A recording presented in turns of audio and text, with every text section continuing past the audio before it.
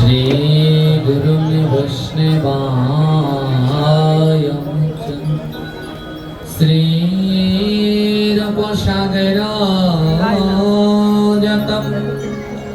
सहगान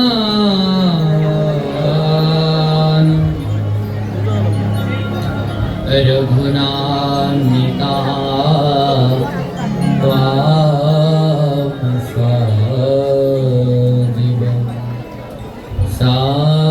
साद्वैतां सवभूतं परिजनसहितं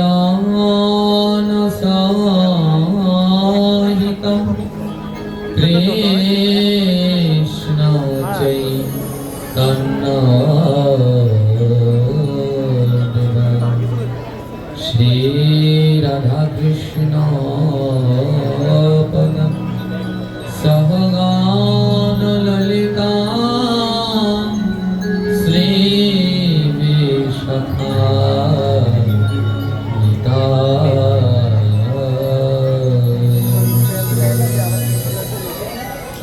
शान्तां सुधिरां नवनीतकायं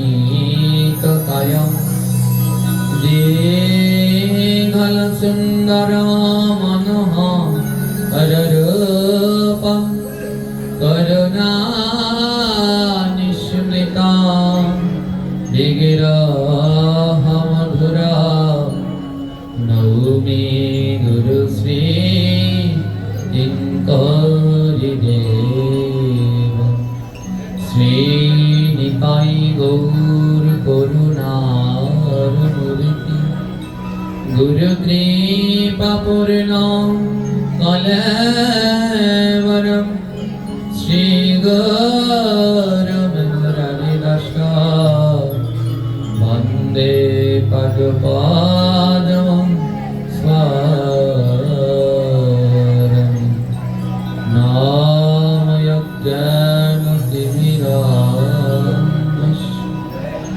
ज्ञानाञ्जनशलाकया चक्षुरुन्मीलितं येन तस्मै श्रीगुरवे नमः। वाञ्छाकल्पतरुर्भस्य कृपा सिन्धुभ्यो एव च पतितानां पावनेभ्यो सर्ववैष्णवेभ्यो नमो नमः। जय श्री कृष्ण चैतन्य प्रभु नित्यानंद श्री अद्वैत गदाधर शिवासादि गौरभक्तवृन्द। हरे कृष्ण कृष्ण कृष्ण हरे हरे हरे राम राम राम हरे हरे कृष्ण कृष्ण कृष्ण हरे हरे हरे राम राम राम हरे कृष्ण कृष्ण कृष्ण हरे हरे हरे राम राम राम हरे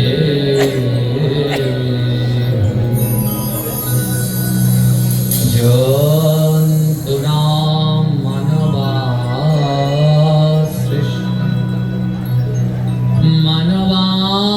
मनवानम दिजास्पथा दिजनाञ्च जाति श्रेष्ठा जातिनां वैष्णव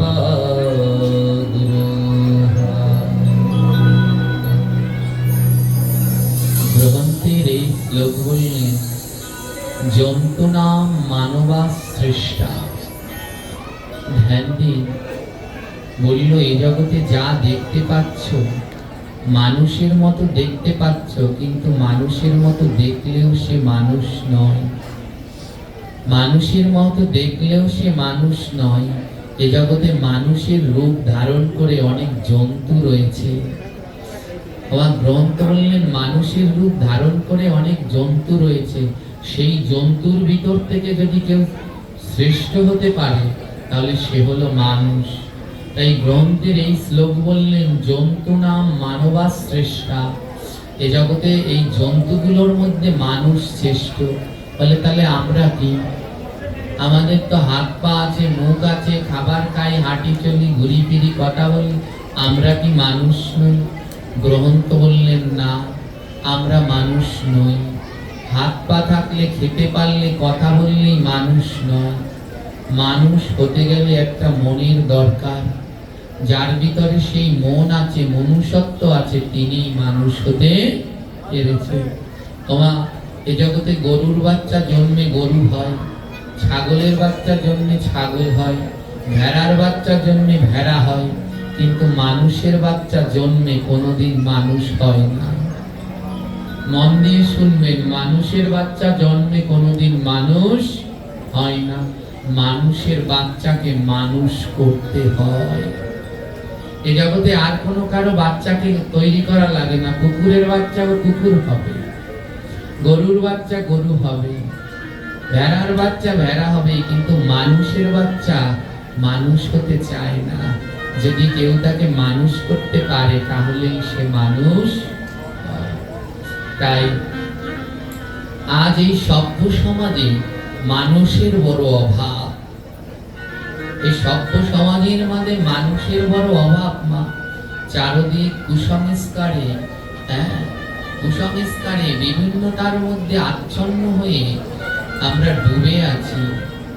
আজ সমস্ত জায়গায় জায়গায় অশান্তি, ঘরে ঘরে অশান্তি, সমস্ত জায়গায় জায়গায় রোগ ব্যাধি, বিপদ আপদ, অশান্তির কোনো শেষ নেই। কেন? কারণ আমরা লোভের মধ্যে ডুবে গেছি। আর মনে রাখবেন, এই জীবনকে ধ্বংস করে দেবে একটা জিনিস, সে হলো লোভ। যার ভিতরে লোভ হবে সে ধ্বংস হবেই হবে। আজ লোভে পড়ে আমরা সর্বস্ব হারিয়ে ধ্বংস হচ্ছি। আজ আদর্শ গার্হস্থ ধর্ম আমাদের ভিতরে নেই। আদর্শ গার্হস্থ ধর্ম আমাদের ভিতরে নেই। একজন সধবা নারীর কাছে সব থেকে দামি হলো তার ললাটে সিঁথিতে সিঁদুর। একজন সধবা নারীর সিঁদুরের থেকে আর কোনো দামি জিনিস আছে? জোরে বলেন, আছে? আজ আপনারা এখানে যারা বসে আছেন, 3 ভাগের 2 ভাগের কপালেই টিপ, 3 ভাগের 2 ভাগের কপালেই টিপ। বাড়িতে বসে টিপ পড়ুন, আপনি স্কুলে যান, অফিস আদালতে যান, টিপ পড়ুন, কিন্তু একটু মন্দিরে আসলে তখন একটু সিঁদুর পরার চেষ্টা করুন।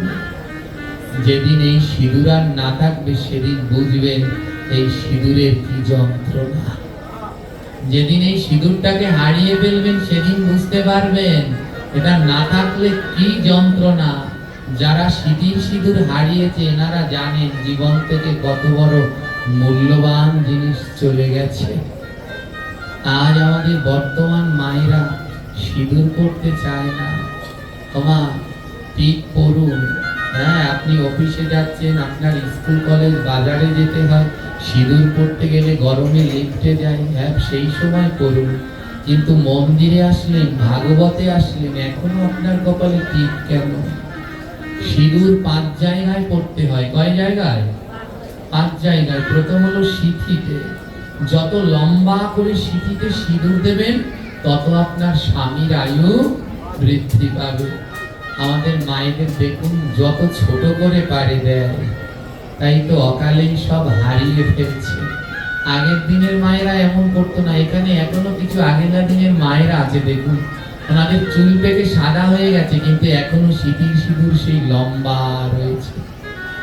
কপালে সিঁদুর দিলে কি হয়? প্রথমটা দিতে হয় সিঁথিতে, দ্বিতীয়টা কোথায়? ললাটে। এই ললাটে সিঁদুর দিলে, স্বামীর কপাল যদি খারাপ থাকে, ললাটে সিঁদুর পড়লে স্বামীর মন্দ ভাগ্য দূর হয়ে স্মৃতির ওই ললাটের সিঁদুরের গুণে। স্ত্রী যদি কপালে সিঁদুর দেয়, স্বামীর কপাল যদি খারাপ, ব্যবসা বাণিজ্য ভালো না, আয় উন্নতি ভালো না, স্ত্রী যদি ভক্তি সহকারে প্রতিদিন সিঁদুর পরে, ওই সিঁদুরের গুণে স্বামীর খারাপ কপাল আবার ভালো হয়ে যায়। আর যদি টিপ পরে, তাহলে তো ওই আঠালো জিনিস আরো জীবনটা আটার মতো জড়িয়ে ধ্বংস করে দেবে। তৃতীয় সিঁদুর পড়তে হয় কণ্ঠে। হ্যাঁ, এখানে 5 অঙ্গে সিঁদুর মা কাউকেই দেখতে পাচ্ছে না, 2-1 ছাড়া। 5 অঙ্গে সিঁদুর ধারণ করতে হয়, তৃতীয় পড়তে হয় কণ্ঠে। কণ্ঠে দিলে কি হয়? তোমার স্বামীর নামে, তোমার সন্তানের নামে যদি কেউ নিন্দা করে, বদনাম করে, সেই নিন্দুকদের কণ্ঠ রোধ হয়ে যায়। কেউ তাদের বদনাম করতে, নিন্দা করতে পারে না। চতুর্থ সিঁদুর পড়তে হয় শাখায়। কোথায়? শাখায়।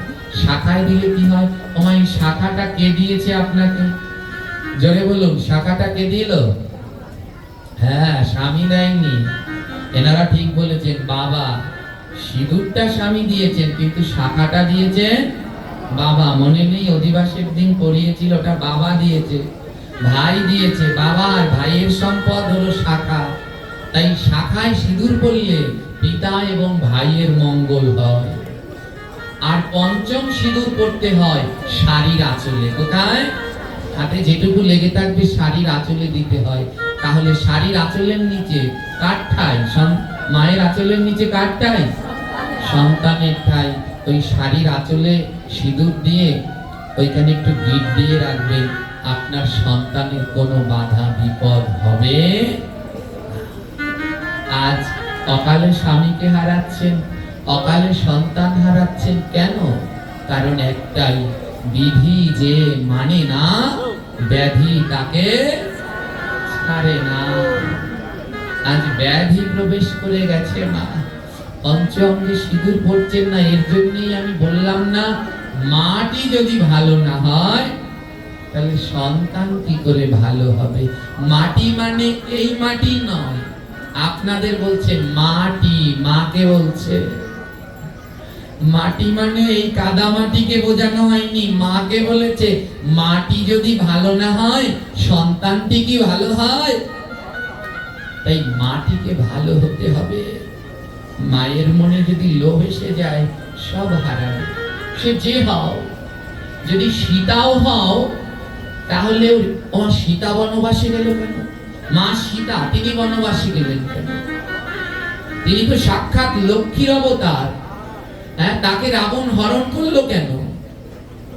হ্যাঁ, রাবণ তাকে হরণ করে নিল কেন? এমন কি সাহস যে রাবণ সীতাকে নিয়ে যাবে? কেন জানেন? সীতা একটা পাপ করেছিল। কি পাপ? একদিন রাম আর সীতা দুইজনে বসেছেন ঘরের দাওয়ার উপরে। হ্যাঁ, দাওয়া মানে বোঝেন তো, সামনের বারান্দায় দুজনে বসেছেন। আমার এই জগতে স্ত্রীর পাশে যদি স্বামী থাকে, তার থেকে মূল্যবান আর রত্ন স্ত্রীর লাগে? জোরে বলুন, লাগে? আরে আরো জোরে বলুন, লাগে? হ্যাঁ, আসতে বলছে কেন জানেন বাবারা? কারণ এদের মধ্যে কতকে লাগে। যাদের লাগে তারা তো বলবে না। অনেক আছে যারা স্বামীর থেকেও সোনা গয়নাকে দামি মনে করে, যারা স্বামীর থেকেও টাকা পয়সাকে দামি মনে করে। এই শিক্ষাই দিলেন রামায়ণে। রাম আর সীতা দুজনে পাশাপাশি বসে আছে, গাছে পাখিরা ডেকে বলছে, আহা সীতা মা, তোমার কত ভাগ্য, তোমার পাশে স্বয়ং রাম স্বামী রূপে বসে আছে, জগতের ঈশ্বর স্বামী রূপে বসে আছে। কিন্তু কি হলো জানেন?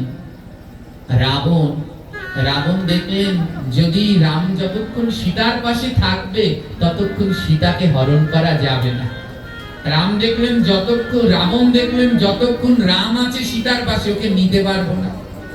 তাই রাবণ মনে মনে চিন্তা করলেন, সীতাকে হরণ করতে হলেই রামকে সরাতে হবে। মারিচকে ডাক দিলেন, মারিচ অসুর ডাক দিলেন, যাও হরিণ হয়ে সীতার সামনে নৃত্য করো। হরিণ হয়ে সীতার সামনে নৃত্য করো। তুমি তো মায়াবী অসুর মারিচ যাও। মায়াবী অসুর মারিচ হরিণ হলে রাবণের আদেশে রওনা দিলেন। রাবণ ডাক দিলেন, দাঁড়াও। এমন রক্ত মাংসের হরিণ হলে সীতার লোভ জন্মাবে না, তুমি সোনার হরিণ হও। কারণ নারীদের দুটো জিনিসের উপরে বড় লোভ হয়, এক সোনা আর দুই শাড়ি, যতই দাও না বলবে না। তাই রাবণ বুদ্ধি বের করলেন, সোনার হরিণ হও, দেখবে লোভ জন্মাতে পারে। তাই মারিচ সোনার হরিণ সেজে মা সীতার সামনে লাফাতে লাগলেন, আর মা সীতা লোভে পড়ে গেলেন। রামচন্দ্রকে বললেন, আমাকে ওই সোনার হরিণ এনে দাও। তাই তো কবি গানে লিখেছেন, তোরা যে যা বলিস ভাই, আমার সোনার হরিণ চাই। কোনো কথা শুনলেন না। রাম বললেন, ওটা আমাদের দরকার নেই। সীতা বলল, না না, আমার ওই সোনার হরিণ লাগবে, লাগবেই লাগবে। রামচন্দ্রকে ঠেলে উঠিয়ে দিলেন, তুমি যাও, সোনার হরিণ এনে দাও। সীতা ভুল করলেন। এ জগতে স্বামী পাশে থাকা মানে সোনার পাহাড় পাশে থাকা। সোনার পাহাড়কে ঠেলে দিয়ে সোনার হরিণ আনতে পাঠালেন সীতা।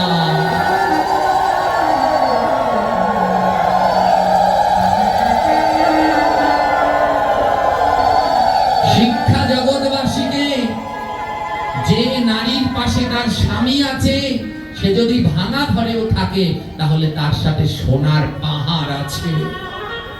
মা সীতা ভুল করলেন, সোনার পাহাড়কে ঠেলে দিয়ে সোনার হরিণ আনতে পাঠালেন, লোভে পড়লেন। আর রাম যেই সোনার হরিণ আনতে গেল, সেই সুযোগে রাম সোনার হরিণ আনতে গেল, সেই সুযোগে রাবণ সীতা হরণ করল। ওমা, সীতার যদি সোনার উপরে লোভ না থাকতো, হরণ হতো কি? হতো না। তাই আপনাদের কাছে অনুরোধ, মা, আপনারা অন্য জায়গায় যে যা করুন, ভাগবত পাঠে আসলে, মন্দিরে আসলে কোনো সময় টিপ করবেন না, টিপ করবেন না।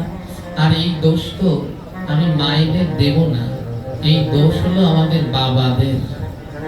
এনারা এত সাহস পায় কি করে যে টিপ করে মন্দিরে আসে? টিপ কেনার টাকা তো আপনাদের কাছ থেকেই আসে।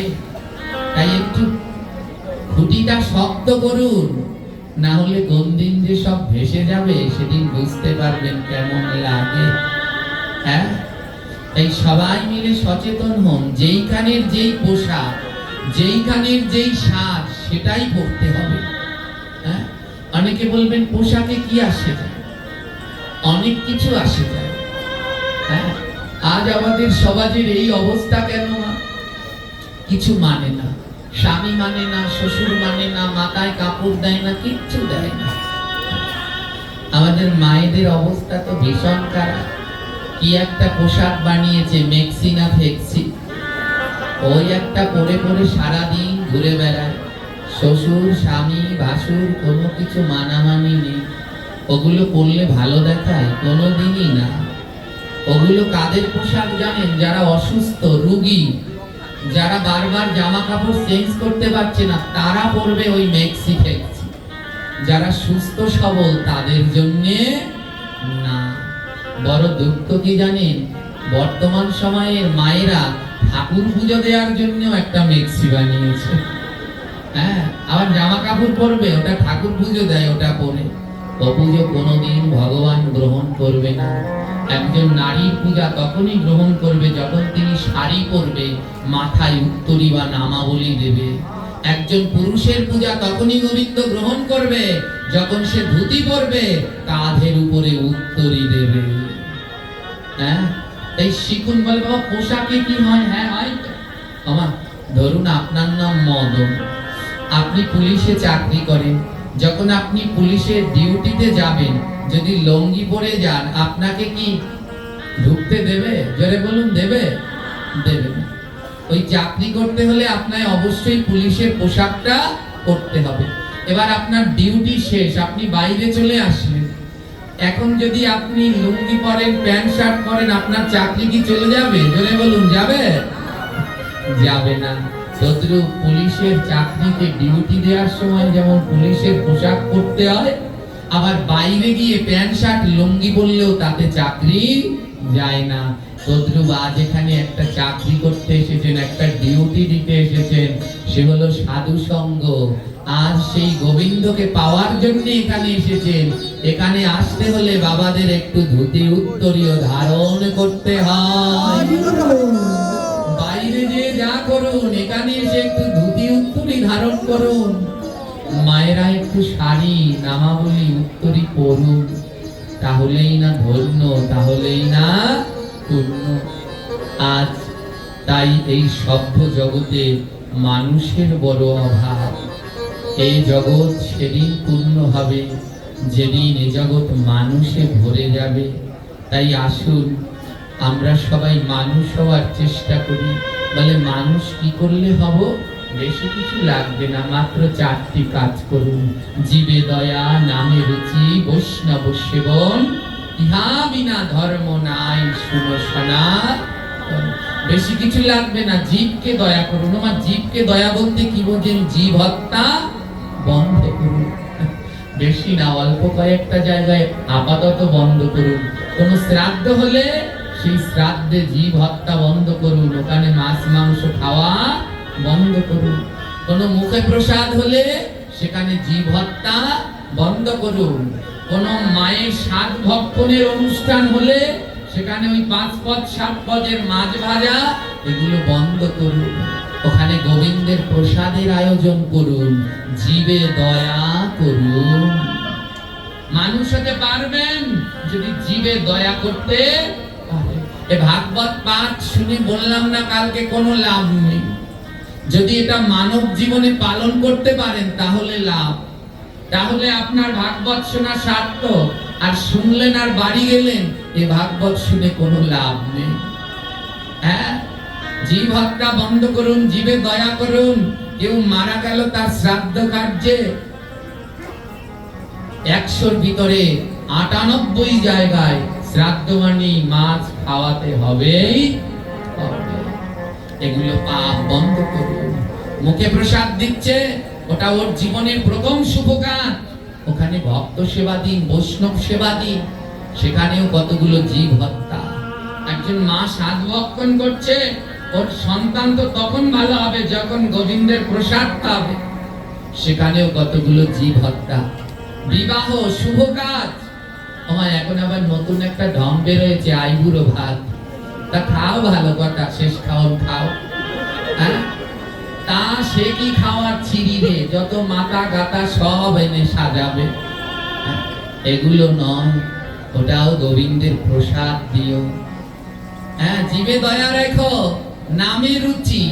যারা এখনো জপ মালা নেওনি, মালা নেও, নাম করো, নামে রুচি।